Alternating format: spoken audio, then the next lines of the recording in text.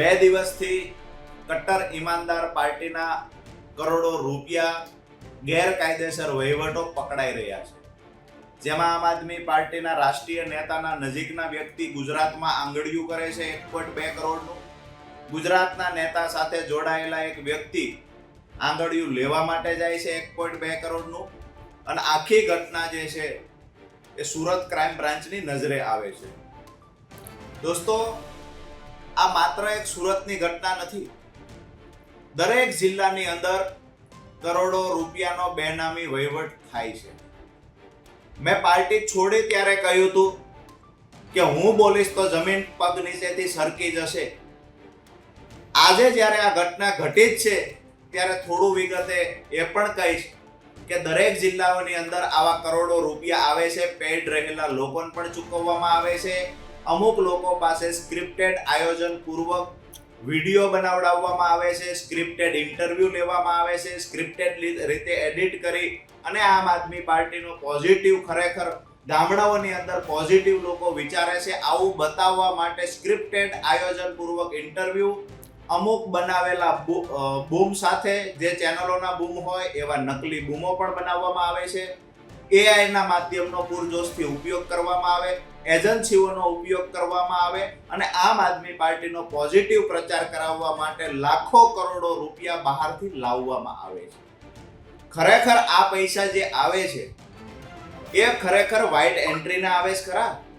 આ પૈસાને on record ક્યાં બતાવવામાં આવ્યા છે એનો જવાબ કટ્ટર ઈમાનદાર લોકોએ આજે આપવો જોઈએ. ગુજરાતની જનતા જવાબ માંગે છે.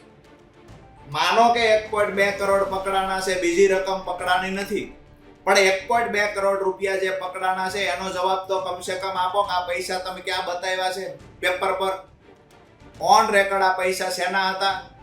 આ જવાબ ગુજરાતની જનતા માંગે છે.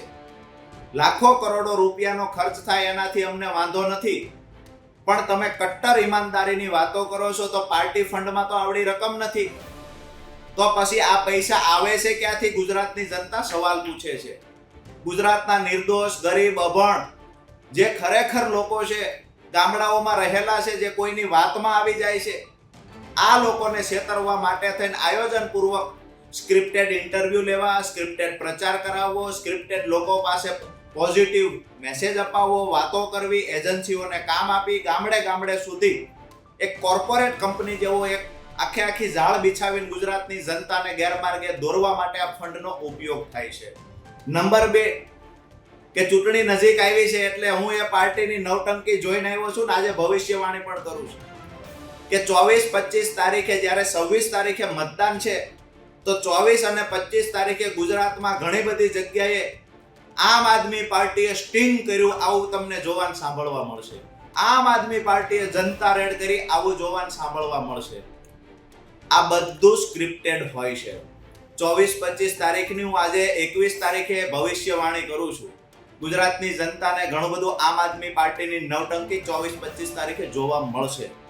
ખાસ વિનંતી છે ગુજરાતના તમામ મતદારોને કે નવટંકી કરનાર લોકોને ઓળખી જજો. કટ્ટર ઈમાનદારીની વાતો કરી લાખો કરોડો રૂપિયા ખર્ચ કરી અને ગુજરાતની જનતાને ગેરમાર્ગે દોરવાના જે લોકો પ્રયત્ન કરે છે, એ લોકો સાથે જે એજન્સીઓ સંકળાયેલી છે, એ લોકો સાથે એઆઈના માધ્યમથી ઉપયોગ, પાર્ટીનો પોઝિટિવ પ્રચાર કરાવવા, બીજી પાર્ટીનો નેગેટિવ રીતે પ્રચાર કરાવવા માટે એઆઈનો જે ઉપયોગ ખાસ કરીને મહત્તમ આમ આદમી પાર્ટી ઉપયોગ કરે છે.